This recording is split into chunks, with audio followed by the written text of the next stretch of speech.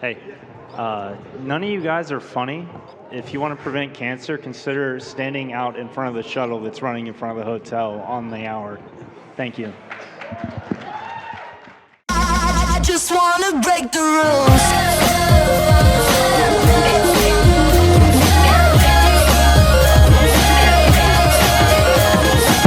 Bon, on va la faire courte.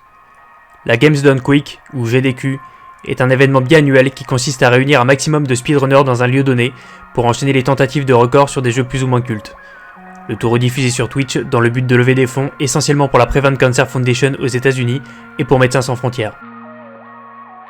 Organisé à l'origine par Speed Demo Archives, un des sites les plus populaires dans le domaine du speedrun, l'événement connaît des hauts et des bas avant de littéralement exploser en janvier 2014 où leur session hivernale, Awesome Games Done Quick, passe le cap symbolique du $1 million de dons, à savoir plus que durant tous les événements précédents réunis. Jusque-là, tout va bien. Après, ça se corse. Aujourd'hui, gagner sa vie en faisant du jeu vidéo sur YouTube ou Twitch, ça se démocratise, mais ça reste largement stigmatisé. Et dans ce milieu déjà bien sujet aux clichés et au mépris, la communauté des speedrunners fait malheureusement trop souvent office de cloaque remplie de nerds les plus caricaturaux qui soient. Des gens qui passent parfois des dizaines d'heures d'affilée à rejouer le même niveau d'un même jeu vieux de 10 ans pour le finir une seconde plus vite que le record, voilà qui ne manquerait pas d'intriguer nos experts français. Une nouvelle, on connaissait l'addiction aux jeux vidéo, maintenant il y a une addiction aux vidéos des gens qui jouent aux jeux vidéo. J'avais compris. Ça a un nom. Après, il faut dire qu'ils sont pas aidés. En faisant des recherches pour cette vidéo, je me suis rendu compte que comme toute communauté, celle du speedrunning recèle quelques énergumènes assez uniques, régulièrement moqués par le reste du monde du jeu vidéo. Il y a même des chaînes dédiées aux plus étranges d'entre eux. Nonobstant, il n'en reste pas moins que les clichés ne sont pas la règle, et que même si le speedrun est moins populaire en Europe qu'au Japon ou aux États-Unis, l'événement est suffisamment important pour qu'il soit diffusé en plusieurs langues, dont le français, et qu'en marge des deux grands messes que sont l'Awesome Games Done Quick et le Summer Games Done Quick, d'autres événements locaux se développent, y compris dans l'Hexagone. En résumé, on a tout un tas de hardcore gamers qui donnent de leur temps afin de mobiliser des fonds pour la recherche, devant un public tout acquis à leur cause. Alors, où est-ce que ça pourrait foirer ?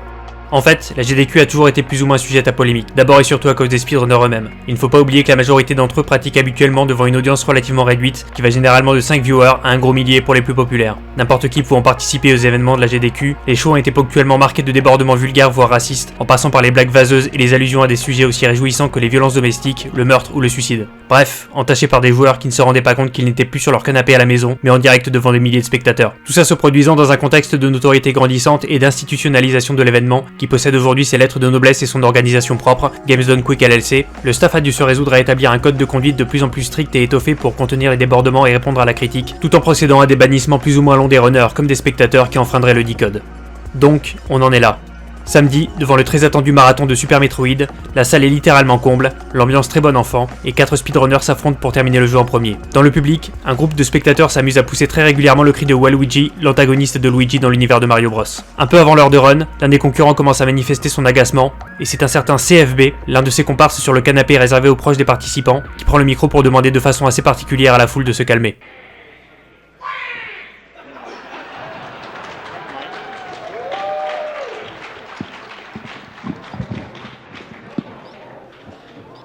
Hey, none of you guys are funny.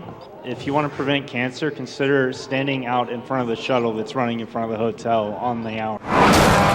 Thank you.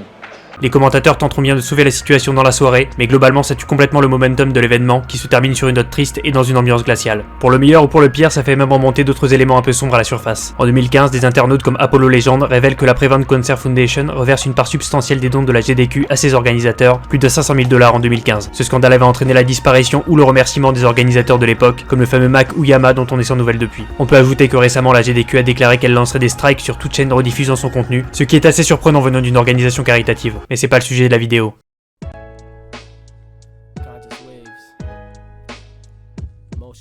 Alors l'affaire a fait beaucoup parler et nombreux sont ceux qui se plaignent de la direction que prend l'association. Je voudrais essayer de remettre chaque chose à sa place, vous verrez que tous les problèmes convergent vers la même cause. On va commencer par ce qui est une évidence. L'audience live des premières GDQ était quasiment nulle et n'a cessé de croire depuis. Il semble absolument évident que personne n'a su comment anticiper ou gérer un public aussi important et ses réactions. Le fait est que quand tu héberges un événement de cette taille, tu ne peux pas t'attendre à n'avoir que des adultes rationnels et civilisés dans le public. Avoir un groupe de jeunes bruyants c'est fâcheux mais ça fait partie du lot de n'importe quelle salle remplie de spectateurs. Je veux bien comprendre que les joueurs aient besoin d'entendre clairement le son de leur jeu, cependant en termes de setup audio la GDQ n'avait pas l'air au taquet, vu que dans des conditions plus calme, comme pendant la run de Metal Gear Solid 2, Jaguar King se plaignait déjà de ne pas entendre correctement ce qui se passait. Alors si on me demande si CFB a eu raison de demander le silence, malgré tout je répondrai oui, mais on va y revenir. Ce qui agace de plus en plus durant les GDQ, c'est la dérive croissante d'ego qui saisit les joueurs qui viennent performer en direct. Ça a été relevé maintes et maintes fois, à force de castrer et de bannir les participants les plus exotiques et les plus vocaux, on se retrouve à regarder des performances qui certes sont impressionnantes, mais sont aussi ennuyeuses à mourir. Une bonne partie des joueurs sont aphones ou presque, et daignent à peine commenter leur prestation d'une voix monocorde. D'autre part, ils ne prêtent aucune attention aux dons, même s'ils comportent une dédicace. Autant d'indifférence, volontaire ou pas, à des gens qui parfois se saignent pour soutenir la cause, ça fait vraiment bizarre. D'accord, le speedrun demande de la concentration, mais à mon sens on se rapproche dangereusement du syndrome des enfoirés, où les participants viennent avant tout à la recherche de publicité et d'abonnés, avec beaucoup moins d'intérêt pour l'association que pour leur performance. L'événement a été créé comme quelque chose de drôle et festif, c'est en train de devenir un rituel biblique. Et je dis ça en exagérant à peine, je veux pas développer trop longtemps sinon la vidéo va durer 20 minutes,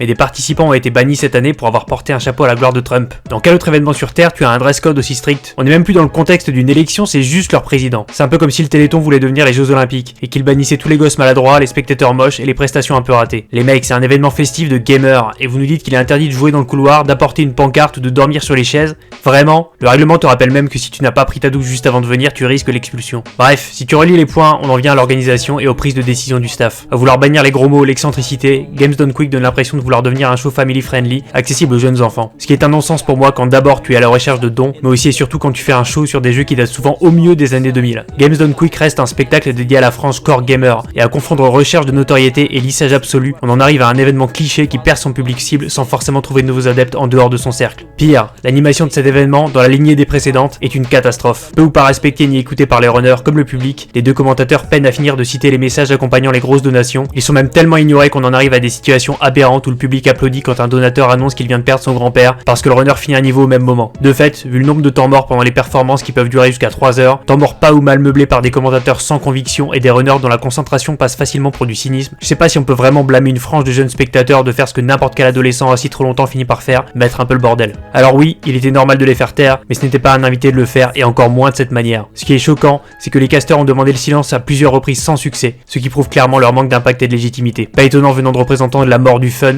censés faire appliquer un règlement de cours de collège. Ceci étant, s'il y a une chose qui devrait être bannie, ce sont les blagues vaseuses de runners qui ironisent sur les décès du proche d'un donateur, certainement pas la verve de performeurs comme GameJ06 qui prennent encore la peine de mettre de l'énergie dans ce qu'ils font et subissent des pressions en conséquence. Mettons-nous d'accord, Games Done Quick, aujourd'hui, c'est une organisation qui cherche à tout prix à produire une image lisse, trop lisse, et par là à attirer encore plus de sponsors et de partenaires financiers. Vous aurez du mal à me faire croire que l'utopie caritative est encore le nerf central d'événements qui ressemblent plus à des parades propres et minutées qu'à une bande de jeunes adultes partageant leur passion pour une bonne cause. C'est tout pour moi. Si la vidéo t'a plu, pense à laisser un pouce bleu et à t'abonner, parce que monter un speech aussi long sur un grille-pain c'est pas facile. Et surtout n'hésite pas à consulter mes sources dans la description si le sujet t'intéresse.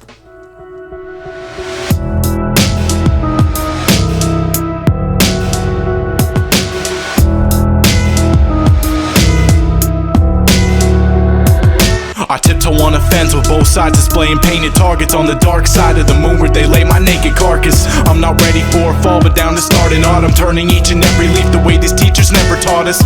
Running out of options, destination weighing on the bank or not to bank, or which way we should